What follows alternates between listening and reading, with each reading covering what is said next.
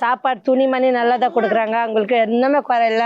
பலனுங்க எல்லாம் எடுத்துகிட்டு வந்து தராங்க. மாதம் மாதம் பழம் எடுத்துகிட்டு வந்து தருவாங்க. நல்ல உணவு எங்கள் குழந்தைங்களுக்கு. துணிமணி கூட எடுத்துகிட்டு வந்து தராங்க. என்ன ப்ராப்ளம் கூட இல்லைங்க. இங்கே இந்த அக்கா எனக்கு 4 வருஷத்துலேருந்து தெரியும். மாதத்துக்கு நெக் பிட் கொடுப்பாங்க.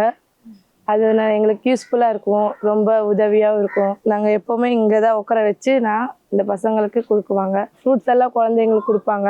வேலை சொன்னால் கூட கற்றுத்தரேன்னு சொல்கிறாங்க. ஆமாண்ணே, எங்கள் ஜாதி குழந்தைங்க மிஷின் ஸ்கூல் கார்ப்பு ஸ்கூல் தான் போகிறாங்க. சேதப்பேட்டைக்கு போகிறாங்க. அது வரைக்கும் தான் 10வது வரைக்கும் தான் படிக்கிறாங்க. பாதி பசங்க +2 வரைக்கும் போக மாட்டாங்க. காலேஜ் வரைக்கும் போக மாட்டாங்கண்ணா. ஆனால் எங்கள் ஜாதி குழந்தைங்க படிக்கிறாங்க, சூப்பராக படிக்கிறாங்க. ஆனால் அவங்க வழி பற்ற மாட்டாங்க. உள்ளுக்குள்ளே வச்சுட்டு போகலாம் படிக்கிறதுக்கு, இது படிச்சு என்ன வரப்போகுது அப்படின்னு தோணிக்கிறாங்க. அங்கே ஒரு காலேஜ் மாதிரி போடுறதுக்கு ஆரம்பிச்சுட்டப்பா, நம்ம பசங்களாம் காலேஜ் மாதிரி போகும்போது நாங்கள் கூட போகலாமா அப்படின்னு தோணுங்க.